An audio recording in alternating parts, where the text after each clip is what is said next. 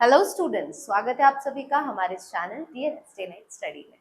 बच्चों, यहाँ पे हम लोग जो आज नया टॉपिक पढ़ने वाले हैं वो है बैक्टीरिया जो होता है, इसकी सेल साइकिल कैसे चलती है और साथ में इसको कौन कौन से ऐसे फैक्टर हैं जो कि इसके ग्रोथ को, जैसे जैसे बढ़ रहा है उस ग्रोथ को क्या क्या फैक्टर्स हैं जो कि अफेक्ट करते हैं, मतलब किन किन चीजों से इसकी ग्रोथ पे असर पड़ सकता है।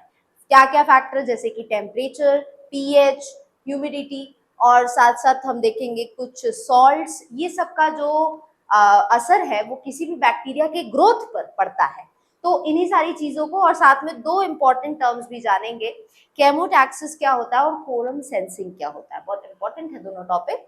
ठीक, तो बच्चों यहाँ पे हम लोग लास्ट क्लास से हम लोग देख लिए थे कि स्ट्रक्चर ऑफ बैक्टीरिया जो है वो कैसा होता है, और साथ में हमने ये भी देखा कि दो अलग अलग ग्रुप ऑफ बैक्टीरिया जो होते हैं, एक ग्राम पॉजिटिव बैक्टीरिया क्या होता है और ग्राम नेगेटिव बैक्टीरिया क्या है, कैसे वो एक दोनों एक दूसरे से अलग है। तो बैक्टीरिया के बारे में ही पूरा टॉपिक चल रहा था कि हमने यहाँ पे देखा कि बैक्टीरिया का स्ट्रक्चर कैसा है, टाइप ऑफ बैक्टीरिया कितने होते हैं। तो आज के इस क्लास में बैक्टीरिया को कंटिन्यू करते हुए हम यहाँ देखेंगे कि बैक्टीरिया की ग्रोथ की साइकिल कैसे चलती है और उसके लिए ग्राफ जो तैयार होता है वो ग्राफ क्या है। उन्हीं चीजों को आज के इस क्लास में हम लोग सबसे पहले शुरू करते हैं। ठीक, तो यहाँ पे है ग्रोथ साइकिल और ग्रोथ कर्व इन बैक्टीरिया। तो बच्चों, जो बैक्टीरिया होता है ये क्या है कि किसी एक जगह पर ग्रो करना या अपने आप की पॉपुलेशन बढ़ाने का काम, अपनी संख्या बढ़ाने का काम ये करना शुरू करता है। अब जब ये संख्या बढ़ती है तो इसमें 3-4 स्टेज देखने को मिलते हैं। पहली वो स्टेज आती है जब ये बैक्टीरिया का नंबर जो है वो बढ़ने की कोशिश होती है, जिसमें ये पर्टिकुलर किसी एरिया को अपना एक जगह बना लेता है जहां पे वो अपने सोचता है कि उसकी नंबर, अपने आप की जो नंबर है उसको वो बढ़ाएगा। तो ये क्या करता है कि अपना नंबर बढ़ाएगा, उसके बाद साइज बढ़ाएगा, साइज बढ़ाने के बाद अपनी पॉपुलेशन, एक पॉइंट ऐसा आएगा कि इसकी पॉपुलेशन या इसकी संख्या जो है वो बहुत ज्यादा हो जाएगी। तो इस तरह से हम ये देखेंगे कि जब कोई भी बैक्टीरिया का ग्रोथ होता है तो उसके अंदर क्या क्या अलग अलग स्टेज देखने को मिलती है। जरूरी नहीं है कि ग्रोथ हो रहा है तो शुरू से लेके एंड तक उसका नंबर बस बढ़ता ही जाए। तो उसमें हम देखेंगे कि एक समय ऐसा आता है जब बैक्टीरिया अपने आप को प्रिपेयर करता है कि भाई अब मुझे डिवाइड करना है। तो प्रिपरेशन कैसे चलेगी भाई, अपने अंदर का जो भी मटेरियल उसको और ज्यादा बढ़ा लेगा, क्योंकि उसको पता है अब उसकी बॉडी जो है वो दो हिस्से में बंटने वाली है, डिवाइड करने वाली है। आपने पढ़ा होगा लोअर क्लासेस में कि बैक्टीरिया में जो है बाइनरी फिजन होता है ना। तो उसमें हमने देखा है कि किस तरह से अलग बैक्टीरिया की बॉडी वगैरह जो है ये डिवाइड करती है अपने आप को, है ना। तो यहाँ पे हम देखेंगे कि ग्रोथ होने से पहले ये बैक्टीरिया अपने आप को कैसे प्रिपेयर कर रहा है, कैसे अपने अंदर का जो नंबर है, अपने अंदर का जो मटेरियल उसको बढ़ा रहा है, अपना दुगना कर रहा है मटेरियल अपने अंदर का। तब जाके ये उस स्टेज में आते हैं जब ये अपना नंबर बढ़ाते हैं। तो अब देखेंगे एक स्टेज ऐसी आती है जहां इनका नंबर बहुत ज्यादा बढ़ जाता है, फिर धीरे धीरे एक वो भी स्टेज आती है जब इनका नंबर अब घटने लगता है। तो इन सारी चीजों को देखते हुए हमने बैक्टीरिया का जो ग्रोथ है, ग्रोथ कर्व जो बनता है, कर्व मतलब ये जो आर्क जैसा बन रहा है, ये जो ग्रोथ कर्व है ये ग्राफ है पूरा। ठीक है, तो बैक्टीरिया का जो ग्रोथ है, ग्रोथ साइकिल कहिए या ग्रोथ कर्व कहिए बैक्टीरिया में, उसको 3-4 हिस्से में बांट दिया गया है। और उसमें ये जो 4 हिस्से आते हैं, इसमें आपका ये 4 है। पहला आएगा लैग फेज, पहली स्टेज है ये। बैक्टीरिया के ग्रोथ को अलग अलग स्टेज में बांट दिया गया है। तो पहली स्टेज का नाम रखा गया है लैग फेज, दूसरी स्टेज का नाम रखा गया है लॉग फेज, लॉगरिथम जिसे आप बोलते हैं, और तीसरा है स्टेशनरी फेज, और चौथा कहलाता है डिक्लाइन फेज। डिक्लाइन का मतलब होता है कि घटना। ठीक है, तो ये कुछ 4 अलग अलग स्टेजेस हमें बैक्टीरिया के ग्रोथ में देखने को मिलती है। इन्हीं चारों स्टेज में क्या होता है ये आपको समझना है, क्योंकि अगर यहाँ से क्वेश्चंस बना तो यही बनेगा एमसीक्यू क्वेश्चन कि हर एक स्टेज में होता क्या है। तो बेसिकली जब मैं ये टॉपिक पढ़ा रही हूँ तो आपको दिमाग में रखना है कि हर स्टेज में एक्चुअल में एक चीज है क्या है जो खास हो रही है, वही आपको दिमाग में बैठा लेना है।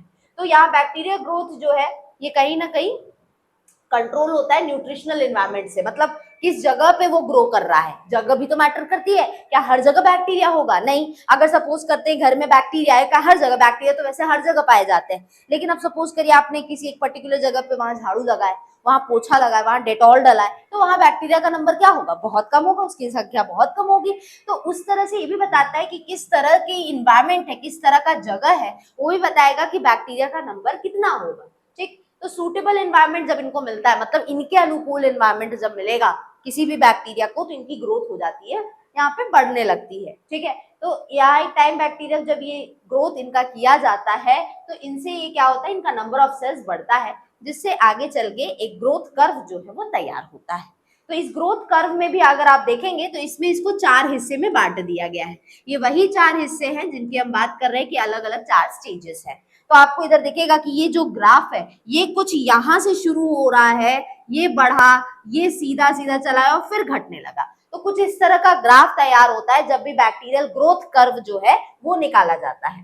तो अगर आप इस ग्राफ को अच्छे से देखें तो ये वाला जो 2 एक्सिस पे हम जानते हैं ग्राफ जो है वो तैयार होता है, इतना तो सब बेसिक जानते होंगे बच्चों, है ना। तो यहाँ पे जो 2 एक्सिस है उसमें हम जानते हैं ये जो नीचे वाली एक्सिस है इसको एक्स एक्सिस बोलते हैं, है ना, और ये जो ऊपर वाली सीधी एक्सिस ऐसे चलती है इसको वाई एक्सिस बोलते हैं।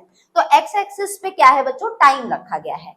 तो समय के हिसाब से हम देख रहे हैं कि ग्रोथ कितनी है ना। नहीं तो हम पहचानेंगे कैसे कि कितने समय में कितनी ग्रोथ हो रही है, उससे हम ये अंदाजा लगाएंगे कि जैसे हमने निकाला है भाई कि कुछ 20 मिनट है, तो 20 मिनट में किसी एक एरिया में कितना नंबर बढ़ रहा है बैक्टीरिया का, उससे हम निकालेंगे कि हर 1 मिनट के अंदर अंदर कितना बैक्टीरिया का नंबर बढ़ता जा रहा है।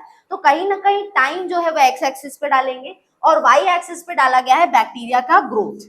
ठीक है, तो इस तरह से ये बैक्टीरिया ग्रोथ मतलब कितना इनका नंबर बढ़ रहा है वो देखा जा रहा है। तो 2 एक्सिस में, एक्स एक्सिस और वाई एक्सिस पे जब टाइम वर्सेस बैक्टीरिया ग्रोथ देखा जाता है तो अब निकालेंगे ग्राफ। तो शुरू में देखा गया कि जब समय भी बढ़ रहा है और ग्रोथ भी हो रही है बैक्टीरिया की, तो शुरू में ये ग्रोथ जो थी वो काफी ज्यादा एक जैसी है। नंबर मतलब जब स्ट्रेट लाइन ऐसे लाइन चल रही है मतलब समझिए नंबर बढ़ नहीं रहा है, क्योंकि भाई यहाँ पे सपोज करते हैं नंबर है 1 2 3, तो सबके सब कहाँ है, एक ही लाइन में आ रहा है ना, इसका मतलब ग्रोथ बहुत ज्यादा नहीं हो रही है, तो सीधी लाइन चली आ रही है। और इस पहले स्टेज को बोलते हैं लैग फेज। तो लैग फेज वो पहला स्टेज है बैक्टीरिया ग्रोथ का जहां पे नंबर नहीं बढ़ता है बैक्टीरिया का, लेकिन ये वो स्टेज है जहां पे बैक्टीरिया अपने आप को तैयार करता है कि वो आगे चल के डिवाइड करे। तैयारियां कैसी होगी, तैयारियां इस हिसाब से होगी कि अपने अंदर का मटेरियल बढ़ाएगा। मटेरियल में क्या बढ़ाएगा, अपने अंदर प्रेजेंट जो आरएनए है, अपने अंदर पाया जाने वाला जो प्रोटीन है, उनके नंबर को, उनकी संख्या को ये क्या कर देता है, डबल कर देता है।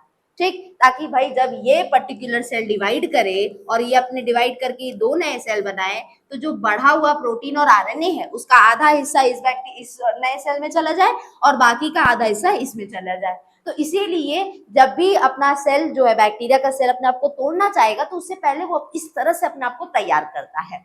तो इस तरह से ये तैयारियां होती है और इस स्टेज को हम कहते हैं लैग फेज, जहां पे नंबर बढ़ता नहीं है बैक्टीरिया का, लेकिन इनके अंदर का जो मटेरियल आरएनए प्रोटीन ये सब की संख्या दुगनी हो जाती है।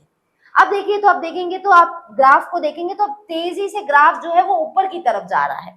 तो इस स्टेज को, ये वाली जो इतनी स्टेज है, इसको बोला जा रहा है एक्सपोनेंशियल फेज। एक्सपोनेंशियल का मतलब ही होता है बढ़ना, तेजी से बढ़ना, उसको एक्सपोनेंशियल बोलते हैं। तो इस स्टेज का नाम एक्सपोनेंशियल फेज पड़ा है, या तो इसी को दूसरा नाम दिया गया है लॉग फेज। कंफ्यूज नहीं होंगे कि मैम ने इधर तो बताया लैग और लॉग फेज, यहाँ एक्सपोनेंशियल बता रही हैं। तो लॉग फेज को ही दूसरे नाम में एक्सपोनेंशियल फेज से जानते हैं।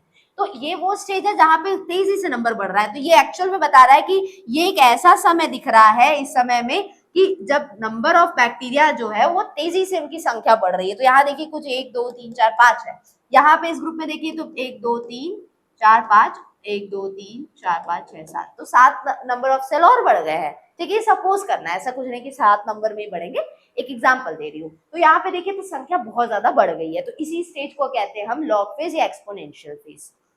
अब इस स्टेज से आगे हम बढ़ रहे हैं तो हमें कुछ ऐसा दिख रहा है कि नंबर बहुत ज्यादा आगे नहीं बढ़ रहा है, थोड़ा बहुत बढ़ रहा है, मतलब एकदम स्ट्रेट लाइन भी नहीं है कि एकदम कुछ नहीं नंबर बढ़ा, लेकिन अब जो है नंबर उतना तेजी से नहीं बढ़ रहा है, क्योंकि अगर जब नंबर बढ़ना होगा तो तेजी से ग्राफ ऊपर की तरफ भागेगा, जो कि ऑलरेडी आपको लॉग फेज में दिख गया। लेकिन ये लॉग फेज जहां खत्म होता है उसके बाद आती है तीसरी स्टेज, और इस तीसरे स्टेज को बोलते हैं स्टेशनरी फेज। स्टेशनरी का मतलब होता है बच्चों स्थिर, मतलब अब कुछ भी हलचल नहीं हो रही है। मतलब ये वो स्टेज है बैक्टीरिया ग्रोथ की जहां पे बहुत ज्यादा नंबर अब नहीं बढ़ रहा है, थोड़ा बहुत बढ़ रहा है। तो आप देख रहे हैं कि यहाँ संख्या थी, यहाँ पे संख्या और बढ़ी है बट उतनी नहीं बढ़ी है। जैसे यहाँ नंबर बहुत कम था, यहाँ ज्यादा हुआ, लेकिन यहाँ बहुत ज्यादा नंबर नहीं बढ़ता है। तो ये तीसरी स्टेज को स्टेशनरी फेज या तो कह लीजिए, स्टेशनरी का मतलब मैंने बताया स्थिर, मतलब इसमें बहुत ज्यादा नंबर नहीं बढ़ता है बैक्टीरिया के कॉलोनीज का। ठीक, तो ये तीसरी स्टेज आती है, इसको स्टेशनरी फेज कहे हैं। अब इन तीसरे स्टेज के बाद अब आप इस पूरे ग्राफ में देखेंगे कि सबसे ज्यादा बैक्टीरिया जो है वो इसी स्टेज में है। ठीक है, देख रहे हैं, तो ये सबसे ज्यादा ग्राफ में ये जगह ले रहा है जो स्टेशनरी फेज है। तो कहीं ना कहीं ये स्टेज जो है वो काफी लंबे समय तक रहती है। उसके बाद बच्चों इसके बाद आता है डेथ फेज या डिक्लाइन फेज जिसे कहते हैं। डिक्लाइन का मतलब होता है नीचे गिरना या कम होना। ठीक, तो यहाँ पे क्या होता है, इसी समय वो बता रहा है कि यहाँ पे बैक्टीरिया का जो नंबर है वो अब तेजी से घट रहा है। इसका मतलब ये बिल्कुल नहीं है कि बैक्टीरिया नए नहीं बन रहे हैं, नए बैक्टीरिया बन रहे हैं, लेकिन जितने नंबर ऑफ बैक्टीरिया बन रहे हैं, नंबर ऑफ बैक्टीरिया फॉर्म्ड, जितने नए नंबर ऑफ बैक्टीरिया बन रहे हैं वो इक्वल किसके हो जा रहा है, नंबर ऑफ बैक्टीरिया डाइड। मतलब जितने नंबर में बैक्टीरिया मर रहे हैं उतने ही नंबर में बैक्टीरिया बन भी रहे हैं या नया पैदा भी हो रहे हैं। तो इससे पता चलता है कि जब दोनों नंबर सेम हो गया, ठीक है, तो इससे हमें ओवरऑल देखने को मिल रहा है कि ओवरऑल नंबर में बढ़ोतरी कह सकते हैं कि बढ़ना चाहिए जो नंबर, वो नहीं बढ़ रहा है। ठीक, तो कहीं ना कहीं यहाँ से अब देख रहे हैं तो ग्राफ जो है वो नीचे की तरफ गिर रहा है। तो जब यहाँ हम देखेंगे कि स्टेशनरी फेज में यहाँ पे क्या होता है, धीरे धीरे यही स्टेज आने लगती है कि जितना नंबर ऑफ बैक्टीरिया बन रहा है उतना नंबर ऑफ बैक्टीरिया मरने भी लगता है। और जब डेथ फेज आती है, मतलब नंबर ऑफ बैक्टीरिया जो मर रहे हैं वो उनकी संख्या ज्यादा हो जाती है, नंबर ऑफ बैक्टीरिया जो बन रहे हैं उनकी संख्या कम हो जाती है। तब आप इस स्टेज में, लास्ट स्टेज में आप यही देख रहे हैं कि जो ग्राफ है वो अब नीचे की तरफ गिर रहा है। ठीक, तो फाइनली ये स्टेज आती है, लास्ट स्टेज, जिसमें बैक्टीरिया का नंबर अब घटने लगता है। तो आपको यही 4 स्टेजेस अच्छे से जानने थे बच्चों कि लैग फेज में क्या होता है, नंबर ऑफ बैक्टीरिया नहीं बढ़ते। सबसे ज्यादा नंबर ऑफ बैक्टीरिया कब बढ़ते हैं, लॉग फेज में, जिसमें ये ग्रोथ कर तेजी से ऊपर की तरफ बढ़ता है, इसी को एक्सपोनेंशियल फेज भी कहते हैं। तीसरा है स्टेशनरी फेज, जहाँ नंबर ऑफ सेल्स जितने बने उतना नंबर ऑफ सेल्स जो है वो मरते भी हैं। उसके बाद जब नंबर ऑफ सेल्स जो कि मर रहे हैं उनकी संख्या जब बढ़ जाए और नंबर ऑफ सेल्स की संख्या जो कि बन रहे हैं उनकी संख्या कम हो जाए, तब आता है डेथ फेज या डिक्लाइन फेज। तो यही 4 स्टेजेस है बच्चों बैक्टीरिया के ग्रोथ के। ठीक, घबराएंगे नहीं कि मैम ने सिर्फ इतना ही बताया, इसके लिए मैंने आप लोग को नोट्स दे दिए हैं जिसको आप पढ़ के आसानी से इसको कर सकते हैं। ठीक है, चलो तो फटाफट से मैं आप लोग को बता देती हूँ जो जो चीजें हमने पढ़ी है। तो बच्चों ये जो पूरी चल रही है इसमें सबसे पहला जो लैग फेज आता है ये करीब 1 से लेके 4 घंटे तक में ये पूरा स्टेज चलता है। मैंने आप लोग को बता ही दिया है कि यहाँ पे सिर्फ बैक्टीरिया जो है वो मैच्योर होता है, नंबर इसका नहीं बढ़ता है। ठीक, तो इस स्टेज में यहाँ पे क्या होता है, आरएनए की सिंथेसिस होती है, बता चुकी हूँ, साथ में प्रोटीन्स और एंजाइम्स वगैरह जो बन रहे हैं उनका नंबर इनके बैक्टीरिया की बॉडी में तेजी से बढ़ता है। तो यही खासियत है लैग फेज की, 1 से 4 घंटे के लिए चल रहा है और सबसे ज्यादा मात्रा में इस समय आरएनए और प्रोटीन एक बैक्टीरिया के सेल में बनता है। बैक्टीरिया का नंबर नहीं बढ़ रहा है लेकिन इस स्टेज में। ठीक, तो अब यहाँ पे देखेंगे तो दूसरा स्टेज आता है लॉग फेज। लॉग फेज करीब 8 घंटे के लिए चल रहा है। ठीक, अब लॉग फेज मैंने बता ही दिया है कि इसी का दूसरा नाम क्या है, एक्सपोनेंशियल फेज। तो लॉग फेज कहिए या एक्सपोनेंशियल फेज कहिए, करीब 8 घंटे के लिए चल रहा है, मतलब जस्ट लैग फेज का दुगना इतना समय तक के लिए चल रहा है। अब यहाँ पे सेल की डबलिंग होती है, मतलब सेल का नंबर जो है वो दुगना होता है। ठीक, तो यहाँ पे नंबर कह सकते हैं नंबर ऑफ न्यू बैक्टीरिया जो है वो कहीं ना कहीं ज्यादा हो जाते हैं, तभी ये लॉग फेज आती है। अगर यहाँ पे ग्रोथ को ना रोका जाए तो डबलिंग जो है वो कंटिन्यू बढ़ती रहेगी एक कांस्टेंट रेट से। ठीक, ताकि जो नंबर ऑफ सेल्स है और जो रेट ऑफ पॉपुलेशन है वो बढ़ती जाए, डबल होती जाए। ठीक है, हर एक समय के अंदर, मतलब हर एक समय में डबल होते जा रहा है पॉपुलेशन, एक समय बीत रहा है तब डबल हुआ, फिर दूसरा समय आ रहा है तो उसका भी दुगना हुआ। तो इस तरह से दुगनी तेजी से बैक्टीरिया की ग्रोथ इस लॉग फेज में अंदर देखने को हमें मिलती है। ठीक, यहाँ पे ये जो स्लोप है इस लाइन का वो बताता है कि यहाँ पे कि number of cells per unit time कितने बन रहे हैं, और कहीं ना कहीं हम देख चुके हैं कि ग्राफ तेजी से इस स्टेज में ऊपर की तरफ बढ़ा था, जबकि लैग फेज में कुछ सीधा एकदम चल रहा था फेज। उसके बाद जब ये तेजी से ऊपर बढ़ा तो ये आपको दर्शाया गया लॉग फेज की मदद से। ठीक, अब यहाँ पे अगर कंट्रोल्ड कंडीशंस रखी जाए तो साइनोबैक्टीरिया जो है वो कहीं ना कहीं कहा जा रहा है कि एक दिन में अपनी पॉपुलेशन को 4 गुना बढ़ा सकता है अगर कंट्रोल कंडीशन रखी जाए, मतलब इनके अनुकूल अगर एनवायरमेंट रखा जाए तो तब साइनोबैक्टीरिया जैसे बैक्टीरिया अपने आप को एक दिन में 4 गुना तेजी से अपने आप को बढ़ा सकते हैं, अपनी पॉपुलेशन बढ़ा सकते हैं। ठीक, एक्सपोनेंशियल ग्रोथ जो है ये मीडियम पे भी डिपेंड करती है। अगर मीडियम में मतलब जिस जगह पे वो बैक्टीरिया ग्रो करता है ना बच्चों, उसको जगह को मीडियम बोलते हैं। अगर उस मीडियम में न्यूट्रिएंट की कमी आ गई या फिर कह लेते हैं कि वहां पे बहुत ज्यादा वो चीजें नहीं पाई जा रही हैं जो बैक्टीरिया को चाहिए अपने ग्रोथ के लिए, तो भी कहीं ना कहीं इनकी ग्रोथ पे असर पड़ता है। तो ये चीजें ठीक है कि इस स्टेज में ग्रोथ नंबर ऑफ बैक्टीरिया जो है वो बढ़ते हैं, लेकिन इसके साथ हमें ये भी ध्यान देना होता है कि उस मीडियम में हम प्रॉपर न्यूट्रिएंट्स वगैरह डाल रहे हैं कि नहीं, इन चीजों का भी हमें ध्यान देना होता है। अब इसके बाद देखिए बच्चों, आ गया लैग फेज आया, फिर लॉग फेज आया, अब आता है स्टेशनरी फेज। तो स्टेशनरी फेज इसलिए देखिए बच्चों, आप लोगों को मैं सिर्फ ये नहीं, ऐसा नहीं है कि मैं सिर्फ ये आप लोग को दे दूं, जो भी मैंने यहाँ पे आप लोग के लिए नोट्स बनाती हूँ उसको मैं पढ़ देती हूँ, ताकि आपको ये ना रहे कि मैम ने तो सिर्फ ओरली बता दिया, उसको पढ़ा नहीं। तो इसलिए ये भी बता देती हूँ ताकि आप पढ़े तो आपको पता रहे हाँ मैम ने ये चीजें बताई थी। तो स्टेशनरी फेज देखिए बच्चों, इसमें ये ग्रोथ लिमिटिंग फैक्टर है। ठीक है, यहाँ पे सबसे ज्यादा अगर जब न्यूट्रिएंट्स की कमी हो जाती है, this is mostly depletion of nutrient, मतलब जहाँ पे जो मीडियम है यहाँ पे क्या होता है, इस स्टेज में न्यूट्रिएंट्स की कमी हो जाती है। ठीक, तो और फॉर्मेशन इनहिबिटरी प्रोडक्ट्स बनने लगते हैं, जैसे ऑर्गेनिक एसिड, कुछ नया प्रोडक्ट बन गया ऐसा जो कि कहीं ना कहीं बैक्टीरिया की ग्रोथ को कम करते हैं। तो कुछ ऐसे फैक्टर आना शुरू हो जाते हैं, जैसे कि सबसे पहला हुआ कि न्यूट्रिएंट्स की कमी होने लगती है, साथ में कई बार ऐसे कुछ केमिकल बनने लगता है जो बैक्टीरिया की ग्रोथ को ऑटोमेटिकली कम करने लगे। तो कुछ ना कुछ ये होता है। ठीक है, तो यहाँ पे क्या होता है बच्चों की, मैंने ये बताया था कि जो ग्रोथ रेट है और जो डेथ रेट है इनकी सेम वैल्यू हो जाती है। मतलब नंबर ऑफ सेल्स अगर नए जो बन रहे हैं किसी एक पॉपुलेशन में वो 2 बन रहे हैं, लेकिन उसी समय ये भी पता चला कि 2 बैक्टीरियल सेल्स की डेथ भी हो गई और 2 नए सेल्स फॉर्म भी हुए। तो इससे क्या पता चलता है कि ओवरऑल नंबर तो बढ़ा ही नहीं, जितने क्योंकि मरे उतने ही ज्यादा 2 नए बने।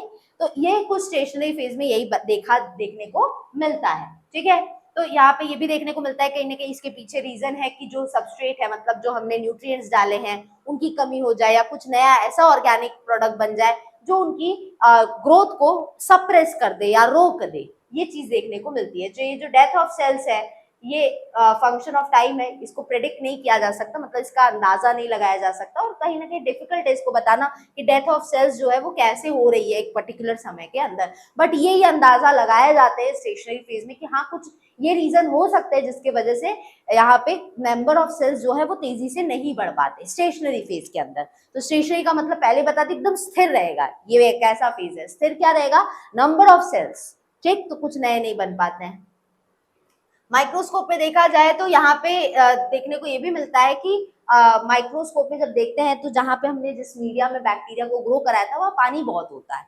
ठीक है, और वो पानी सफिशिएंट है बैक्टीरियल सेल्स को बढ़ाने के लिए, लेकिन कहीं ना कहीं इसमें ये भी बहुत साइंटिस्ट ने बोला कि पानी वगैरह की कमी से भी बैक्टीरिया की ग्रोथ कम हो जाती है। तो कहीं ना कहीं ये गलत साबित हुआ, क्योंकि माइक्रोस्कोप में देखा गया तो ये पाया गया कि बैक्टीरियल सेल्स के बीच में इतना गैप तो है ही जिसमें पानी है, और वो पानी में अगर हम न्यूट्रिएंट्स डाले हैं, केमिकल्स डाले हैं, तो वो बैक्टीरियल सेल्स की जो कॉलोनी है वो आसानी से उन न्यूट्रिएंट्स को अपनी बॉडी में ले लेगी और अपने ग्रोथ को बढ़ा सकती है।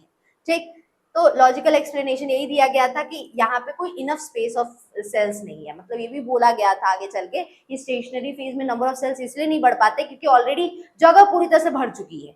बट आगे चल के ये भी माना गया कि जगह तो कभी कम हुई ही नहीं, बैक्टीरियल सेल्स के बीच में हमेशा जगह होती है, उसमें पानी होता है, जिसमें न्यूट्रिएंट्स होते हैं जिनका आसानी से वो इस्तेमाल करके अपनी ग्रोथ बढ़ा सकते हैं। बट इन सारी चीजों का कह सकते हैं कंक्लूजन यही निकलता है कि स्टेशनरी फेज वो स्टेज होती है जहां बैक्टीरियल सेल्स की संख्या नहीं बढ़ती। ठीक, तो इसी को हमने स्टेशनरी फेज कहा है। लास्ट स्टेज आती है ये डिक्लाइन फेज। डिक्लाइन मैंने बताया था, इसका मतलब यहाँ पे नंबर जो है वो तेजी से घटेगा। तो यहाँ पे न्यूट्रिएंट्स जो है, देखिए, तो बैक्टीरिया जो है इनको पास उतना न्यूट्रिएंट्स नहीं जब रह जाता है, ठीक है, और नंबर ऑफ सेल्स उतने ही रह जाते हैं, तो जब भाई खाना मिल ही नहीं रहा है प्रॉपर तो बॉडी कैसे बढ़ेगी। तो वही चीज यहाँ भी होती है डिक्लाइन फेज में, या इसी को दूसरा नाम दिया गया है डेथ फेज। ठीक है, तो यहाँ जब न्यूट्रिएंट्स की कमी हो जाती है या कुछ नए टॉक्सिक प्रोडक्ट्स जो है, केमिकल्स, ऐसे जहरीले पदार्थ जो है वो बॉडी इनके कॉलोनी में बनने लगते हैं, तो इनसे क्या होता है, या कुछ ऐसे एंजाइम्स बनने लगते हैं जिसकी वजह से इनकी बैक्टीरिया की ग्रोथ जो है वो तेजी से कम होने लगती है।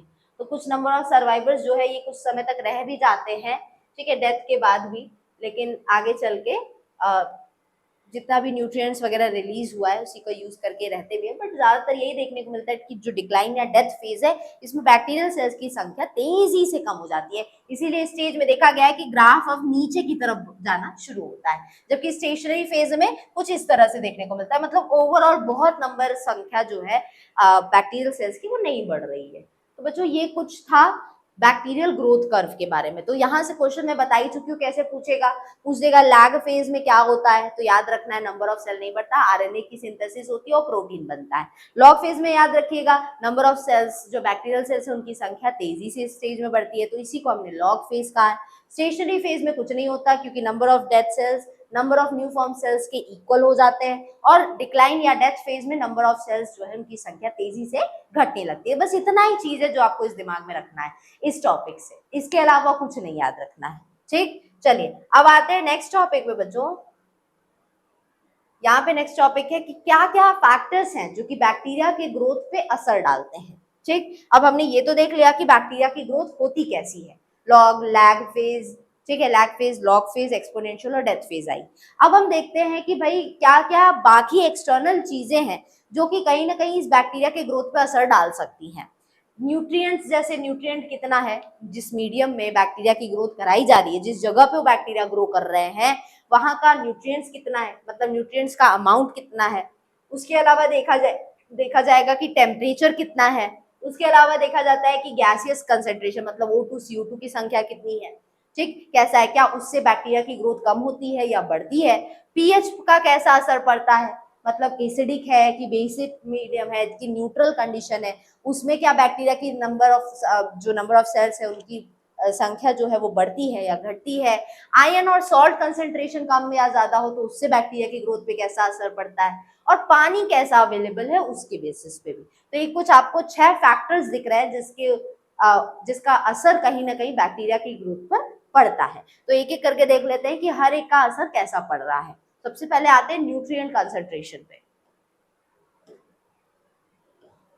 तो न्यूट्रिएंट कंसंट्रेशन टॉपिक से समझ में आ रहा होगा कि यहाँ हम बात कर रहे हैं कि जो न्यूट्रिएंट्स हैं जो कि जरूरी होते हैं बैक्टीरिया को ग्रो करने के लिए, उनकी संख्या कम हो या ज्यादा हो तो उससे बैक्टीरिया की ग्रोथ पे क्या असर पड़ेगा। अब सपोज करो ये कोई मीडियम है जिसके अंदर ये है नंबर ऑफ बैक्टीरियल सेल्स।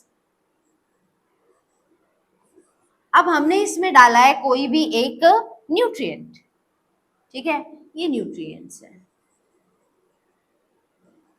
अब अगर इन न्यूट्रिएंट्स की संख्या बढ़ती जाए तो ऑब्वियस ही बात है जब खाना ज्यादा खिलाया जाएगा तो उससे ग्रोथ भी तो जल्दी होगी। तो कहीं ना कहीं अगर न्यूट्रिएंट्स की कंसंट्रेशन ज्यादा है तो उससे बैक्टीरिया की ग्रोथ जो है वो ज्यादा होती है, और अगर न्यूट्रिएंट मतलब जो खाना दिया जा रहा है वो कम दे रहे हैं तो ऑब्वियस ही बात है ग्रोथ उतनी होगी नहीं। समझ आया। तो यही इधर भी देखिए इस ग्राफ के थ्रू भी दिखाया गया है कि ये जो एक्स एक्सिस है इस पे न्यूट्रिएंट्स दिखाया गया, वाई एक्सिस पे स्पेसिफिक ग्रोथ रेट क्या है, ठीक है, मतलब पर यूनिट टाइम के हिसाब से ग्रोथ कितनी हो रही है वो दिखाया गया है। तो न्यूट्रिएंट्स का देखिए शुरू में क्या देखने को मिल रहा है कि जब न्यूट्रिएंट्स डाला जाता है ज्यादा अमाउंट में किसी भी मीडियम में जहां बैक्टीरिया है तो वहां पे तेजी से शुरुआत में ग्रोथ देखने को मिलती है, लेकिन एक समय ऐसा आएगा कि जब ग्रोथ जो है वो एक कांस्टेंट रेट से आगे बढ़ेगी, मतलब बहुत ज्यादा अब नंबर नहीं बढ़ेगा। शुरुआत में ऐसा होता है कि न्यूट्रिएंट आपने ज्यादा डाल दिया तो शुरू में ये चीज देखने को मिलेगी कि ग्रोथ जो है वो तेजी से होती है, लेकिन आगे चल के एक ऐसी स्टेट जरूर आती है जिसमें ग्रोथ जो है वो एक धीमी गति से बढ़ने लगता है, बहुत तेजी गति से नहीं। तो ये चीज होती है। तो यहाँ पे दो तरह की स्पीशीज ली गई है, ए और बी। इसमें देख रहे हैं कि कुछ की यहाँ पे दोनों में शुरुआत में देखने को मिल रहा है कि न्यूट्रिएंट्स जब डाला गया तो तेजी से ग्रोथ हो रही है, ठीक है, ग्रोथ रेट बहुत ज्यादा है बैक्टीरिया की। तो ये इससे कुछ निकाला जाता है कि कोई भी कल्चर मीडिया जिसमें यहाँ पे ग्रोथ प्रमोटिंग सब्सटेंस या कह लीजिए न्यूट्रिएंट्स जो है वो ज्यादा है तो बैक्टीरिया की जो ग्रोथ है वो तेजी से होती है, फास्टर, तेजी से होगी। अब डिक्रीज अगर हो न्यूट्रिएंट कंसेंट्रेशन तो उससे ग्रोथ रेट भी घट जाती है। ठीक, डिफरेंट बैक्टीरिया के ऊपर अलग अलग न्यूट्रिशनल रिक्वायरमेंट है, मतलब अलग अलग ग्रुप ऑफ बैक्टीरिया है तो उनको अलग अलग तरह से न्यूट्रिएंट्स की जरूरत पड़ती है।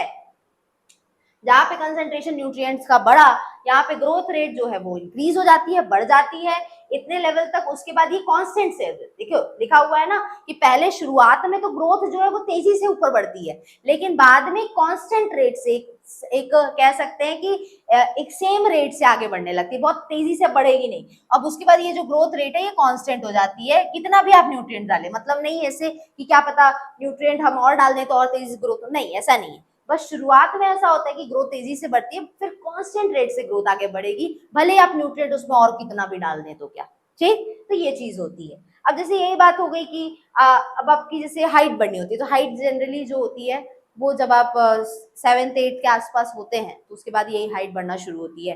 9th 10th 11th 12th तक बच्चे लोग जो है वो हाइट खींचते हैं, है ना। कुछ एक्सेप्शन होता है कि कुछ लोग लेट में थोड़ा हाइट खींचते हैं, कुछ लोग जल्दी खींच लेते हैं, बट ज्यादातर यही एज होती है जो 9th 10th 11th 12th में आप होते हैं, उसी समय आपकी हाइट ज्यादातर बढ़ती है। अब यहाँ पे क्या होता है कि उस समय में आप कैसा खाना पीना खा रहे हैं वो बहुत मैटर करता है कि आपकी कैसी ग्रोथ होगी, बॉडी किस तरह से बन रही है, अंदर से आप कितने हेल्दी हैं कितने नहीं। अब उसके बाद सपोज करते हैं 25-26 के बाद, अब जैसा आप खाना खाएंगे तो क्या ज्यादा खाना खाएंगे तो हाइट बढ़ेगी, नहीं ऐसा होता है। एक पर्टिकुलर टाइम है जब आप सही तरह से खाना खाएंगे, सही तरह से चीजों को अपनी बॉडी को फिट रखेंगे, योगा करेंगे, एक्सरसाइज करेंगे, तो ही आपकी बॉडी जो है वो तेजी से रिस्पॉन्स देती है और ग्रोथ करती है। हर समय नहीं कि किसी भी एज में आपने बहुत ज्यादा अच्छा न्यूट्रिएंट लिया तो आपकी हाइट बढ़ जाए, ऐसा तो नहीं होता। बिल्कुल उसी तरह यहाँ भी होता है कि अगर आपने न्यूट्रिएंट्स भले ही कितना भी डाल दिया, शुरुआत में ग्रोथ जो है वो तेजी से बढ़ेगी, लेकिन आगे चल के ये जो रेट है ये एक कांस्टेंट हो जाता है। तो यही चीज इधर होती है। नेक्स्ट फैक्टर पे आते हैं टेम्परेचर, मतलब देखते हैं आप टेम्परेचर और पीएच इन दोनों का असर जो है ये बैक्टीरिया के ग्रोथ पे किस तरह से पड़ता है, ठीक। तो इधर देखिए, तो यहाँ बात कर रहे हैं टेम्परेचर की। तो टेम्परेचर हम जानते हैं बच्चों कि एक सही तरह का टेम्परेचर बहुत जरूरी है बैक्टीरिया की ग्रोथ के लिए, ठीक। अब हमने ये भी देखा है कि कुछ ऐसे बैक्टीरिया होते हैं जो बड़े एक्सट्रीम कंडीशन में सर्वाइव करते हैं, मतलब बहुत गर्मी है वहां पे भी बैक्टीरिया है, और बहुत ज्यादा ठंडक है, माइनस में टेम्परेचर है तो भी वहां बैक्टीरिया है। तो भाई ये तो खासियत ही है बैक्टीरिया की कि वो किसी भी कंडीशन में रहता है, बट फिर भी एक सही तरह का टेम्परेचर जो है वो बताएगा कि बैक्टीरिया की ग्रोथ जो है वो तेजी से कब होती है। तो यहाँ पे अगर आप देखेंगे तो जो लोएस्ट टेम्परेचर है जिससे ग्रोथ हो पाए किसी भी प्लांट की, सबसे कम वो टेम्परेचर जिसमें ग्रोथ हो किसी भी बैक्टीरिया की, उसको हम कहते हैं मिनिमम टेम्परेचर। मिनिमम मतलब सबसे कम, और वो जो मैक्सिमम टेम्परेचर है जिसमें ग्रोथ तेजी से हो उस टेम्परेचर को कहते हैं मैक्सिमम टेम्परेचर। तो मिनिमम और मैक्सिमम यही दो ऐसे टेम्परेचर है जिसमें बैक्टीरिया की ग्रोथ बहुत तेजी से होती है। मतलब बहुत ठंडा जगह है, बहुत ज्यादा ठंडा, तब भी वहां बैक्टीरिया की ग्रोथ तेजी से होगी, बहुत ज्यादा गर्म जगह है तो भी वहां बैक्टीरिया की ग्रोथ तेजी से होती है। तो इधर आप देखेंगे कि कोई भी ग्रोथ जो है there is no growth below minimum.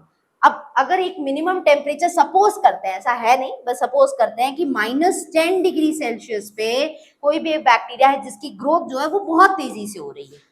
अब ये उसका क्या हुआ, ये उसका मिनिमम टेम्परेचर हुआ। अगर इस मिनिमम टेम्परेचर से और कम अगर हम करें, -15 करें, -20 डिग्री करें, तो इस टेम्परेचर पे बैक्टीरिया की ग्रोथ उतनी नहीं हो पाएगी। तो यहाँ पे यही कह रहा है कि मैक्सिमम और मिनिमम टेम्परेचर के अगर हम बहुत नीचे या ऊपर गए तब बैक्टीरिया की ग्रोथ उतनी नहीं हो पाती। तो मैक्सिमम बैक्टीरिया की ग्रोथ उनके मिनिमम और मैक्सिमम टेम्परेचर पे ही होगी। मिनिमम टेम्परेचर के नीचे आएंगे तो जो भी सेल का मेम्ब्रेन है वो जो है एकदम कठोर हो जाता है, सॉलिडिफाई हो जाता है, क्योंकि भाई आप मिनिमम टेम्परेचर के अंदर आ रहे हैं मतलब कि आप ठंडी जगह पे आ रहे हैं, है ना। मिनिमम और मैक्सिमम यही ना होता है टेम्परेचर। तो आप ठंडी जगह पे आ रहे हैं तो कोई भी सेल जो है वो क्या होगा, वो जमना शुरू हो जाएगा। तो वही यहाँ पे भी होता है कि अगर उस मिनिमम टेम्परेचर जिसपे ग्रोथ हो रही है अगर उससे कम टेम्परेचर और हुआ तो ये कोई भी बैक्टीरिया का जो सेल है उसका सेल मेम्ब्रेन एकदम कठोर होने लगता है, जमने लगता है, ठीक है, और एकदम कड़ा हो जाएगा, जिससे आसानी से ट्रांसपोर्ट जितने भी न्यूट्रिएंट्स है वो इजिली जो है रिक्वायर्ड जगह पे नहीं पहुंच पाएंगे, इसलिए ग्रोथ जो है नहीं हो पाती है मिनिमम टेम्परेचर के नीचे। कई बार ये क्वेश्चन पूछ सकता है कि मिनिमम टेम्परेचर के नीचे बैक्टीरिया ग्रोथ क्यों नहीं हो रही है, तो याद रखिएगा क्योंकि उस टेम्परेचर पे बैक्टीरिया का जो सेल मेम्ब्रेन है वो एकदम कह सकते हैं एकदम सॉलिड हो जाता है, ठीक है। अब बात करते हैं मैक्सिमम टेम्परेचर की। तो मैक्सिमम टेम्परेचर सपोज करते हैं कि 50 डिग्री है, ठीक है। इस 50 डिग्री सेल्सियस पे 50 डिग्री सेल्सियस पे सपोज करते हैं कि जो बैक्टीरिया की ग्रोथ है वो बहुत ज्यादा ऊपर है, मतलब बैक्टीरिया की ग्रोथ बहुत तेजी से हो रही है। अब सपोज करते हैं इस टेम्परेचर से हमने और आगे बढ़ा दिया, हमने 60 कर दिया, 65 कर दिया, इस टेम्परेचर के आसपास हमने इसको पहुंचा दिया, ठीक। टेम्परेचर। तो क्या इस टेम्परेचर पे बैक्टीरिया ग्रोथ होगी? नहीं होगी, क्योंकि हम ये जान चुके हैं मैक्सिमम और मिनिमम टेम्परेचर पे ही बैक्टीरिया की ग्रोथ सबसे ज्यादा है। अब सपोज करते हैं उससे ज्यादा हमने टेम्परेचर बढ़ा दिया, मैक्सिमम टेम्परेचर के आगे चले गए, तब क्या होगा? तो ऐसे में बच्चों क्या होता है कि जो सेल के अंदर पाए जाने वाले प्रोटीन और एंजाइम है ये खराब हो जाते हैं। खराब हो जाने का मतलब है डीनेचर कर जाना, जैसे इनका नेचर था वो खराब हो गया, डीनेचर कर गए। तो इससे में क्या होगा कि जो बैक्टीरिया ग्रोथ है वो अपने आप रुक जाएगी, सीज कर जाएगी। सीजेस मतलब रुक जाना, तो बैक्टीरिया ग्रोथ इसमें रुक जाती है। तो टेम्परेचर का कुछ इस तरह से असर पड़ता है बच्चों बैक्टीरियल के ग्रोथ पे। ठीक, तो यहाँ पे अगर आप इसका ये भी देखेंगे, ये देखिए, ठीक है, तो ये आप अगर इधर देखेंगे तो ये आपको दिख रहा है इस ग्राफ में कि ये मिनिमम टेम्परेचर है, ठीक है, और यहाँ पे आप देखेंगे तो ये मैक्सिमम टेम्परेचर। अब ये देखिए ऑप्टिमम वो टेम्परेचर है जिसमें ग्रोथ सबसे ज्यादा होगी, ठीक है। तो इस तरह से बैक्टीरिया के टेम्परेचर का असर देखिए बैक्टीरिया के ग्रोथ पे पड़ रहा है। अब बहुत ज्यादा देखिए मैक्सिमम टेम्परेचर के ऊपर आ रहे हैं तो क्या हो रहा है कि ये तेजी से ग्राफ नीचे की तरफ आ रहा है। तो ये बता रहा है कि मैक्सिमम टेम्परेचर के आगे बढ़े तो प्रोटीन डीनेचर कर गया। डीनेचुरेशन मतलब प्रोटीन जो है वो खराब हो गया, एंजाइम जो है वो खराब हो गए। अब बिल्कुल उसी तरह यहाँ पे मिनिमम टेम्परेचर है, उससे थोड़ा आगे बढ़ रहे हैं तो ग्रोथ हो रही है, उसके बाद जो है वो घट जा रही है। तो ये इन दोनों के लिए मैक्सिमम मिनिमम टेम्परेचर जो होता है उस उन दोनों के बीच में एक टेम्परेचर आता है ऑप्टिमम टेम्परेचर, अनुकूल जो कहेंगे कि मतलब अनुकूल टेम्परेचर जिसमें कोई भी बैक्टीरिया आसानी से ग्रो करेगा, तेजी से ग्रोथ करेगा। तो वही ऑप्टिमम टेम्परेचर पे आप देख रहे हैं कि जो ग्राफ है वो एकदम ऊपर पहुंचा हुआ है, ठीक है। अब उसके बाद इधर और उधर देखें तो ग्रोथ जो है वो नीचे की तरफ चली आ रही है, ठीक, क्योंकि हम जान ही रहे हैं कि मिनिमम से भी और कम में आएंगे तो जो सेल मेम्ब्रेन है वो जो सॉलिड हो जाएगा, और मैक्सिमम के भी आगे आएंगे तो जो उनके अंदर प्रोटीन एंजाइम है वो डीनेचर कर जाएंगे, ठीक। तो ये चीजों को इसमें याद रखेंगे। तो एंजाइम रिएक्शन देखो मैक्सिमम रेट में कहाँ है, इस जगह पे है, ठीक है। तो ये ऑप्टिमम इसको कहा जाता है। अब ये देखिए रेंज जो दिखा रहा है टेम्परेचर का, ये 30 डिग्री सेल्सियस का रेंज दिखा रहा है इधर, ठीक। तो ये रेंज इतना इस बीच में है, मतलब इसमें ना तो बहुत ज्यादा कह सकते हैं टेम्परेचर बहुत ज्यादा है ना बहुत कम है, ठीक। तो इस तरह से बच्चों यहाँ पे बैक्टीरिया की ग्रोथ हो रही है टेम्परेचर से। अब बात करते हैं पीएच की, ठीक, पीएच की बात करते हैं। तो पीएच हम सभी जानते हैं कि पीएच का मतलब हम लोग यहाँ बात कर रहे हैं कि पीएच क्या होता है। पीएच एक्चुअल में एक स्केल होता है बच्चों, एक नापने वाली स्केल है। नापती क्या है ये नापती है कि कोई भी मीडियम एसिडिक है कि बेसिक है। एसिड बेस सॉल्ट ये सब आपने पढ़ा होगा। तो आप जानते हैं कि कोई भी जो पीएच स्केल है उसकी वैल्यू जो है, अब जैसे आप स्केल आपके घर में होता है तो कुछ आप देखते होंगे कि स्केल जो है 20 सेंटीमीटर का, 30 सेंटीमीटर का, 25 सेंटीमीटर का, ऐसे ऐसे स्केल आती है। तो इनकी जो स्केल होती है पीएच स्केल जो होती है उसकी वैल्यूज फिक्स है। ये 0 से लेके 14 के बीच में ये स्केल रहती है, उससे ज्यादा नहीं होती है। और एकदम सेंटर में पड़ेगा इधर 7, ठीक। अब यहाँ पे अगर 7 और 0 के बीच में अगर पीएच वैल्यू आती है तो मतलब समझ जाइएगा कि वो एसिडिक एनवायरनमेंट को बता रहा है। और अगर 7 से 14 के बीच में टेम्परेचर पीएच वैल्यू आती है तो समझ जाएगा कि ये बेसिक मीडियम को बता रहा है। अगर सिर्फ 7 है तो मतलब समझ जाएगा ये न्यूट्रल कंडीशन को बता रहा है। आई थिंक इतना तो सभी को पता होगा, नहीं भी पता है तो अभी बता दे रही हूँ, उसको समझ जाइएगा, है ना, कि ये कुछ पीएच वैल्यू होती है 0 से लेके 14 के बीच में। इसी बीच में वैल्यू आपकी बताएगी, जो भी जैसी भी वैल्यू बताएगा कि कोई भी मीडियम एसिडिक है या बेसिक है। अब लेकिन हमें क्या जानना है कि इस पीएच का असर बैक्टीरिया के ग्रोथ पे भी पड़ता है? बिल्कुल पड़ता है। कैसे पड़ता है? देखिए पीएच जो है वो क्या करता है, बैक्टीरिया सेल के अंदर जो आयंस पाए जाते हैं ना, आयंस क्या होते हैं बच्चों, कोई भी ऐसा एलिमेंट जिसके ऊपर चार्ज हो, जैसे Na+ हुआ, Cl- हुआ, K+ हुआ, ठीक। तो इस तरह से O2 हुआ, ठीक है। तो इस तरह से ये जिस एटम पे जब चार्ज आता है तो उन्हें आयंस बोलते हैं। तो कोई भी बैक्टीरियल सेल है उसका साइटोप्लाज्म में बहुत सारे आयंस पाए जाते हैं।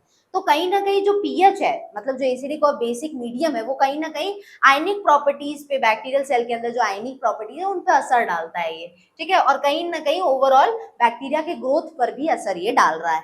तो ज्यादातर बैक्टीरिया जो है वो किस पीएच पे ग्रो करेंगे, अब क्वेश्चन ये उठता है। तो ज्यादातर बैक्टीरिया जो है बच्चों वो न्यूट्रल पीएच, न्यूट्रल मैंने बताया था 7 को बोलते हैं, तो कुछ 6.5 से लेके 7.5, थोड़ा आगे पीछे चल सकता है, तो 6.5 से लेके 7.5 के बीच में न्यूट्रल पीएच होता है, इसको बोलते हैं, ठीक है। 7 पे न्यूट्रल बताया मैंने, उससे और कम जाएंगे तो एसिडिक, और 7.5 से ज्यादा जाएंगे तो बेसिक मीडियम आएगा।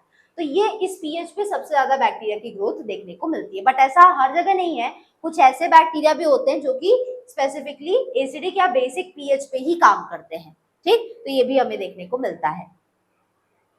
तो इसीलिए आप यहाँ देख रहे हैं कि ये जो आपको कह सकते हैं जो ग्राफ है, पीएच का ग्राफ है ये वाला, तो इसमें देखिए कि जो ग्रोथ है वो ऑप्टिमम मतलब अनुकूल, इनके अकॉर्डिंग अनुकूल पीएच क्या है बैक्टीरिया के लिए, बता चुकी हूँ न्यूट्रल। तो 7.2 से 7.6 दिखा रहा है, अब तो कंफ्यूज नहीं, घबराएंगे नहीं, इधर तो 6.5 लिखा है, आगे पीछे थोड़ा बहुत नंबर चलेगा, ठीक। तो 7.2 से 7.6 के बीच का जो ये टेम्परेचर है, इसमें बैक्टीरिया सबसे बेस्ट तरीके से ग्रो कर रहा है। इसलिए देखिए इसमें जो आपका ग्राफ है वो तेजी से ऊपर की तरफ बढ़ा हुआ है, और बाकी दोनों साइड में इधर ग्रोथ जो है वो नीचे की हो गई है। तो ये ऑप्टिमम है, कहीं ना कहीं इससे कम हो रहा है तो मतलब एसिडिक पीएच की बात हो रही है, और अगर कहीं ना कहीं इसके आगे हम जा रहे हैं तो यहाँ पे बेसिक पीएच की बात हो रही है।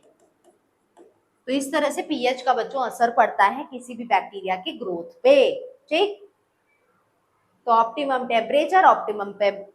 टेम्परेचर ये कहीं ना कहीं जरूरी है बैक्टीरिया की ग्रोथ को सबसे ज्यादा जो कर देता है, ठीक है। तो इस तरह से हमने देख लिया बच्चों कि कहीं ना कहीं किस तरह से न्यूट्रिएंट का कंसंट्रेशन, उसके अलावा टेम्परेचर और पीएच का असर बैक्टीरिया के ग्रोथ पे किस तरह से पड़ता है। लास्ट के कुछ और 2-3 फैक्टर्स जान लेते हैं इसमें। अब जैसे यहाँ बात हो रही है आयंस और सॉल्ट की, तो आयंस और सॉल्ट की बात हो रही है, तो आयंस और सॉल्ट मतलब आयंस बता चुकी हूँ बच्चों, एलिमेंट्स जिन पे चार्ज होता है। तो यहाँ पे आप देखेंगे कि कोई भी बैक्टीरिया उसको मेटल आयंस की जरूरत होती है, जैसे potassium, calcium, magnesium, iron, zinc, copper, manganese, ये सारे मेटल्स हैं। मेटल आयन की जरूरत बहुत सारे बैक्टीरिया को होती है, क्यों होती है? ताकि ये ग्रो कर सके, ठीक, और ताकि इन्हीं से जो मेटल आयन है इन्हीं की मदद से एंजाइम और प्रोटीन बनाते हैं। तो कहीं ना कहीं इनकी जरूरत होती है, प्रोटीन बनाएंगे, एंजाइम बनाएंगे, तभी ना अंदर मटेरियल बढ़ेगा बॉडी के अंदर, तभी ना इनकी ग्रोथ बढ़ेगी। तो कहीं ना कहीं इन चीजों की जरूरत इन्हें पड़ती है। ज्यादातर बैक्टीरिया जो है उनको NaCl की जरूरत नहीं पड़ती। बच्चों ये भी जानते रहेंगे कि कोई भी बैक्टीरिया है, ठीक है, ज्यादातर जो नॉर्मल बैक्टीरिया आसपास होते हैं, अगर उनके पास आप नमक डाल देते हैं, नमक मतलब NaCl की बात हो रही है, तो ज्यादातर बैक्टीरियल सेल NaCl का अगर मीडियम है तो वहां पे बैक्टीरियल सेल अपने आप खत्म हो जाते हैं। ऐसा इसलिए होता है कि जो ये NaCl है, ये बैक्टीरिया का जो ये सेल वॉल दिख रहा है ना, इसको गला देता है, जिसके वजह से जब सेल वॉल ही नहीं रहेगा तो बैक्टीरिया का सर्वाइवल कैसे होगा? क्योंकि मैंने ये पहले ही बता दिया है कि जो बैक्टीरिया है उसका सेल वॉल ही होता है जो उसको किसी भी कंडीशन में जिंदा रखता है। क्यों? क्योंकि इसका सेल वॉल पेप्टिडोग्लाइकन का बना है, और वो पेप्टिडोग्लाइकन एकदम बहुत ही स्ट्रॉन्ग केमिकल है, ठीक है, जो इनको किसी भी कंडीशन में सर्वाइव कराता है। तो कहीं ना कहीं जो NaCl है वो ज्यादातर बैक्टीरिया के ग्रोथ को कम कर देता है। लेकिन कुछ ऐसे बैक्टीरिया के ग्रुप होते हैं जो कि ऐसे सॉल्टी रीजन में पाए जाते हैं, मतलब बहुत सारे ऐसे बैक्टीरिया हैं जो कि सॉल्ट कंडीशन में पाए जाते हैं, और उनको हम हेलोफाइल्स बोलते हैं। देखिए लिखा हुआ है ना, हेलोफिलिक बैक्टीरिया। यहाँ कह रहा है कि ज्यादातर बैक्टीरिया को NaCl की मीडियम की जरूरत नहीं होती है, ठीक है, लेकिन कुछ ऐसे होते हैं बैक्टीरिया जो कि इनका बहुत अगर कंसंट्रेशन कम हो, NaCl की मात्रा बहुत कम हो, तो कहीं ना कहीं कुछ बैक्टीरिया के ग्रुप है जो कि इस कम पाए जाने वाले NaCl को भी सह सकते हैं। बहुत ज्यादा रहेगा तो नहीं सह पाएंगे, क्योंकि NaCl की मात्रा अगर ज्यादा है तो ये तुरंत इनके बैक्टीरिया के सेल वॉल को गला देगा। आपने अक्सर घर में सुना होगा, मम्मी बोलती है कि पोछा ओछा घर में लग रहा है तो पहले लोग नमक डाल के पोछा लगाते थे। तो उसके पीछे रीजन बच्चों यही था, क्योंकि जब नमक फर्श पे जाएगा तो फर्श पे जो आपका फ्लोर होता है वहां पे बहुत सारे बैक्टीरिया पाए जाते हैं। कहीं ना कहीं ये जो नमक होता है, अगर ये नमक पानी में डाल के इसका पोछा लगाया जाए तो क्या होगा? कहीं ना कहीं ये जो नमक है वो बैक्टीरिया को मार देगा। तो कहीं ना कहीं पहले के टाइम पे लोग इसीलिए नमक पानी डाल के पोछा लगाते थे, है ना। इसके पीछे रीजन था। अब तो बड़ी साल बहुत सारे केमिकल्स आ गए, लाइजॉल है, ये है, वो है, जिसकी मदद से आसानी से फ्लोर क्लीनिंग हो जाती है। तो डेटॉल वगैरह भी यही सब काम करते हैं, ठीक, कहीं ना कहीं इस बैक्टीरिया के सेल वॉल को ही डैमेज करते हैं ताकि बैक्टीरिया मर जाए। तो कहीं ना कहीं सॉल्ट भी यही कर जाता है, लेकिन बहुत कम अगर NaCl है तो भी कोई भी बैक्टीरिया जो है वो सर्वाइव कर सकता है। अब ऐसा ग्रुप ऑफ बैक्टीरिया जो कि किसी भी सॉल्ट कंडीशन में सर्वाइव करता है वो है हेलोफिलिक बैक्टीरिया। हेलोफाइल्स भी इनको बोलते हैं। ये ऐसे बैक्टीरिया जो सॉल्ट कंडीशन में पाए जाते हैं, ठीक है, जैसे यहाँ पे आर्की बैक्टीरिया, इनको बहुत ज्यादा हाई कंसंट्रेशन सॉल्ट मीडिया की जरूरत होती है, मतलब NaCl की मात्रा बहुत ज्यादा है तो भी ये बैक्टीरिया से सर्वाइव करेंगे, लेकिन ये कुछ ही ग्रुप ऑफ बैक्टीरिया है। और इस ग्रुप ऑफ बैक्टीरिया को याद रखिएगा, बोला जाता है हेलोफाइल्स या हेलोफिलिक बैक्टीरिया। ठीक, तो इस तरह से आयंस और सॉल्ट का भी असर बैक्टीरिया के ग्रोथ पर पड़ रहा है।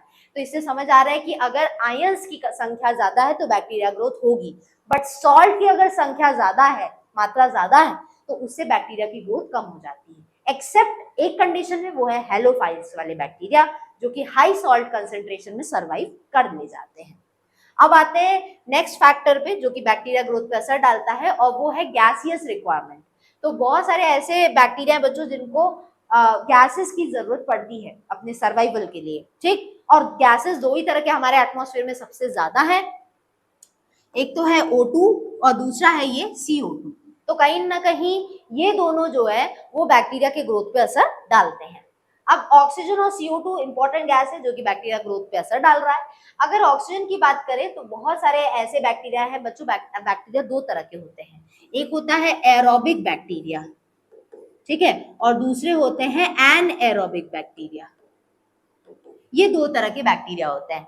तो एरोबिक क्या होता है बच्चों, ऐसे बैक्टीरिया जिनको एयर की या बेसिकली बात करें तो ऑक्सीजन की जब जरूरत पड़ती है इनको सरवाइव करने के लिए, इनको जिंदा रहने के लिए।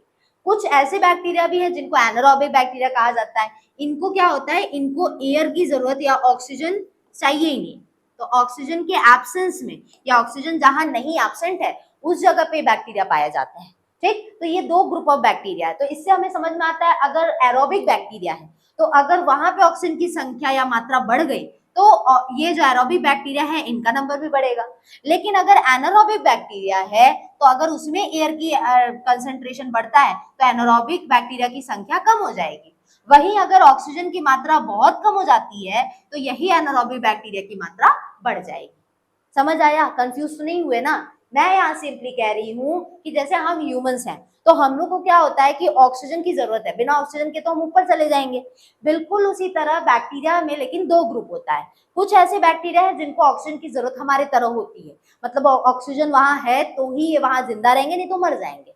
अब मैं कह रही हूँ कि अगर उस ऑक्सीजन की मात्रा बढ़ा दी जाए तो एरोबिक बैक्टीरिया की भी संख्या बढ़ जाएगी।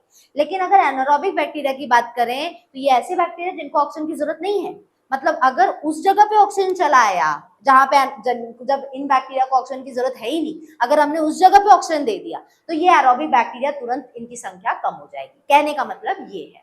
ठीक, तो यहाँ पे हम देख रहे हैं तो ऑक्सीजन जो है एरोबिक रेस्पिरेशन करते हैं। कुछ ऐसे हैं जो ऑब्लिगेट एरोबिक बैक्टीरिया होते हैं जिनको ऑक्सीजन की जरूरत होती ही होती है। जब वर्ड लग जाए बच्चों दो तरह होता है, एक ऑब्लिगेट होता है, तो ऑब्लिगेट मतलब जरूरी ही है, अगर ऑक्सीजन नहीं रहेगा तो ये खत्म है, ये ऐसे टाइप के बैक्टीरिया। तो जब ऑब्लिगेट एरोबिक बैक्टीरिया की बात हो रही है तो इधर देखिए लिखा हुआ मस्ट रिक्वायर, मतलब है ही जरूरी, ऑक्सीजन के बिना ये जिंदा रह ही नहीं सकते।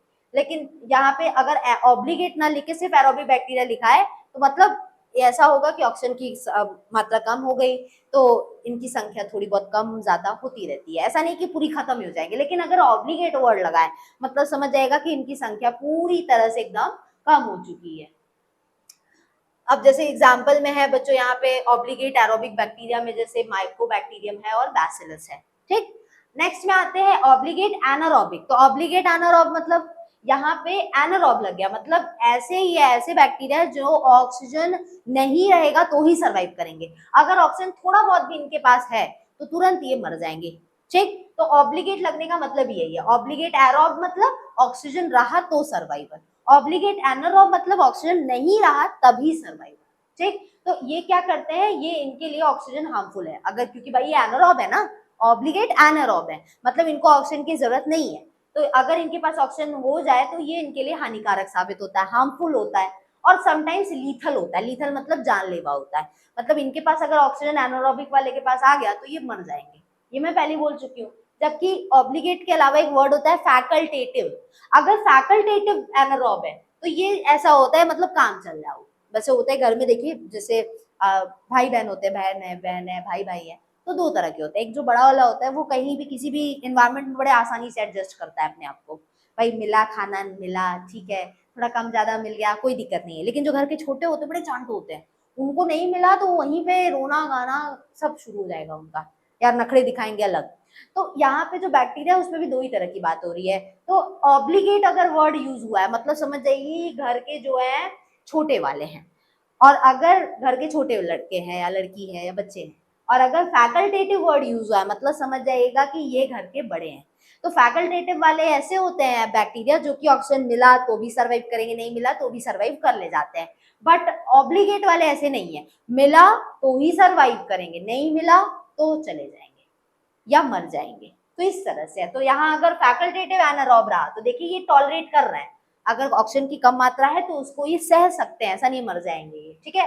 अब CO2 की देखें तो CO2 जो है ये कैप्नोफिलिक बैक्टीरिया को जरूरी होता है, जैसे कैम्पाइलोबैक्टर है, हेलिकोबैक्टर है, पाइलोरी है। तो ये सारे ऐसे बैक्टीरिया हैं जिनको CO2 की जरूरत पड़ती है अपने जिंदा रहने के लिए। लेकिन ज्यादातर बैक्टीरिया हमें ऐसे ही मिलेंगे बच्चों जिनको ऑक्सीजन की जरूरत पड़ती है अपने ग्रोथ के लिए, ठीक है। अब आते हैं बच्चों लास्ट टॉपिक पे, और ये लास्ट टॉपिक जो कि लास्ट फैक्टर है, टॉपिक नहीं कहेंगे, लास्ट फैक्टर जो कि बैक्टीरिया की ग्रोथ पे असर डाल रहा है वो है अवेलेबल वाटर, मतलब पानी की संख्या कैसी है या पानी की मात्रा कैसी है इनके आसपास, बैक्टीरिया के आसपास, और वो इन बैक्टीरिया के ग्रोथ पे किस तरह से असर डालेंगे, ठीक। तो अवेलेबल वाटर की बात कर रहे हैं हम लोग। अब अगर यहाँ देखेंगे तो वाटर जो है भाई किसी भी बैक्टीरिया की ग्रोथ के लिए जरूरी है, मतलब वाटर का होना अच्छा है बैक्टीरिया की ग्रोथ के लिए, ये कहा जा रहा है एक शब्द में कहें तो वाटर अगर है कल्चर मीडिया में तो ये बता रहा है कि रेट ऑफ मेटाबॉलिज्म और फिजियोलॉजिकल एक्टिविटीज बैक्टीरिया में कैसे चल रही है। तो यहाँ पे क्या है कि अगर बैक्टीरिया के आसपास ये बैक्टीरिया है सपोज करते हैं, ये एक मीडियम में रखे गए हैं जहां पानी की संख्या है अच्छी खासी, ठीक है, या H2O लिख लो। तो इन सब की संख्या है, अगर इन सब की संख्या ज्यादा रहेगी बच्चों तो ऐसे में होता क्या है कि अगर हमें जैसे सपोज करते हैं इन्हें ग्रो कराना है, तो ग्रो कराना है तो हम न्यूट्रिएंट्स ऐसे ही नहीं डालते हैं, न्यूट्रिएंट्स को हम इन पानी में घोल कर, वाटर को पानी में हम लोग घोल कर फिर इधर डालते हैं, ठीक है। तो कहीं ना कहीं जब पानी हम लोग, ये पानी हो गया, पानी में न्यूट्रिएंट्स हमने डाल दिए, ठीक है, उसके अलावा कुछ इंपॉर्टेंट एंजाइम्स वगैरह डाल दिए, तो ये सब घोल के जब हम इस मीडियम में डालेंगे तो ये जो बैक्टीरिया इसमें पाए जा रहे हैं वो आसानी से इसका उपयोग कर पाएंगे और इन सब का उपयोग करके ये ग्रो कर पाएंगे। तो कहीं ना कहीं पानी जो है बहुत जरूरी है बैक्टीरिया की ग्रोथ के लिए, इनके अंदर चलने वाले कोई भी मेटाबॉलिक एक्टिविटी है, फिजियोलॉजिकल एक्टिविटी है, उसको बढ़ावा देते हैं पानी जो होता है बैक्टीरिया के लिए, तो कहीं ना कहीं ये इसके लिए जरूरी है। शुगर है, सॉल्ट है या बाकी सब्सटेंस है, इन सबको पानी में घोला जाता है और आसानी से किसी भी बैक्टीरिया के लिए उसको अवेलेबल या उसके लिए उनको पहुंचाया जाता है। तो अगर ये पानी ना रहे तो कहीं ना कहीं हम कह सकते हैं कि ये बैक्टीरिया अच्छे से सर्वाइव नहीं कर पाएंगे, ठीक है। तो कहीं ना कहीं अगर हमें उन्हें न्यूट्रिएंट्स देना है, कोई एंजाइम देना है, कुछ और एसेंशियल प्रोडक्ट देना है, तो ये सब हम पानी में डिसॉल्व करके इनके लिए अवेलेबल करा सकते हैं। तो बच्चों ये रहा हमारे जितने सारे फैक्टर्स थे कि किस तरह से अलग अलग फैक्टर्स हैं जो कि बैक्टीरिया के ग्रोथ पर असर डालते हैं, ठीक। तो हमने इसमें देखा कि वाटर कैसा है, गैसियस मतलब O2 CO2 कैसा है, तो हमने देखा कि कुछ O2 अगर है तो ज्यादा है तो कुछ एरोबिक बैक्टीरिया वो सर्वाइव करेंगे, बट एनारोबिक वाले लो CO2 या एब्सेंट ऑफ ऑक्सीजन में ही सर्वाइव करेंगे। उसमें भी दो कैटेगरी हमने पढ़ी, एक फैकल्टेटिव एक ऑब्लिगेट। ऑब्लिगेट वाले अगर हैं तो वो बड़े सख्त हैं, मिला तो ही सर्वाइव करेंगे, ऑक्सीजन नहीं है तो सर्वाइव नहीं करेंगे अगर एरोबिक है तो। फैकल्टेटिव वाले थोड़े से नरम गरम है, आराम से हैं, उनको मिला तो भी चलेगा, नहीं मिलेगा तो भी चलेगा, वो सर्वाइव कर ले जाते हैं, ठीक। पानी हमने देखा कि जरूरी है ही, पानी है तो ऑक्सीजन जो बैक्टीरिया वो आसानी से सर्वाइव करेगा। आयंस और सॉल्ट की हमने बात की, तो आयंस अगर ज्यादा है तो बैक्टीरिया ग्रोथ ज्यादा होगी सॉल्ट में, लेकिन ऐसा नहीं है, स्पेसिफिकली एक को छोड़ के बोलते हैं हैलोफाइल्स। उसके अलावा हमने पीएच और टेम्परेचर की भी बात की, जहाँ हमने देखा एक मिनिमम और मैक्सिमम टेम्परेचर पे बैक्टीरिया की ग्रोथ जो है वो तेजी से होती है, अगर उससे कम या ज्यादा कर दी जाए तो बैक्टीरिया ग्रोथ उतनी नहीं हो पाती। पीएच के साथ भी यही था कि न्यूट्रल पीएच पे ज्यादातर बैक्टीरिया सबसे ज्यादा तेजी से ग्रो कर रहे थे, एसिडिक और बेसिक वाले में कम ही है होते हैं बैक्टीरिया जो ग्रो कर पाते हैं अच्छे से। उसके अलावा हमने ये एक और फैक्टर देखा था न्यूट्रिएंट कंसंट्रेशन, जिसमें हमने देखा कि शुरू में अगर न्यूट्रिएंट्स हम डालते हैं तो उससे बैक्टीरिया की ग्रोथ तेजी से आगे बढ़ती है, लेकिन एक समय के बाद ये ग्रोथ जो है वो कांस्टेंट हो जाती है, भले हम उसमें न्यूट्रिएंट्स और डाल दें तो क्या। तो ये कुछ समरी थी बच्चों जो हमने देखा कि अलग अलग फैक्टर्स हैं जो कि किस तरह से बैक्टीरिया के ग्रोथ पर असर डालते हैं। उसके अलावा हमने ये भी देखा कि किस तरह से जो बैक्टीरियल ग्रोथ कर्व है वो चलती है, इसमें हमने लैग, लॉग या एक्सपोनेंशियल या स्टेशनरी और डेथ फेज या डिक्लाइन फेज हमने देखा।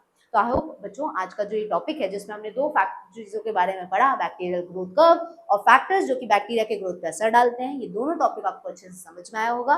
मिलते हैं नेक्स्ट क्लास में जहाँ पे हम कुछ बहुत इंपॉर्टेंट टॉपिक की बात करेंगे, नया टॉपिक एकदम आपके लिए, आपने इससे पहले टॉपिक्स नहीं पढ़े होंगे, और वो है केमोटैक्सिस और यहाँ पे कोरम सेंसिंग। ये दो टॉपिक बहुत इंपॉर्टेंट है, इनके बारे में हम नेक्स्ट क्लास में जिक्र करेंगे। अभी के लिए इतना रहेगा बच्चों, थैंक यू।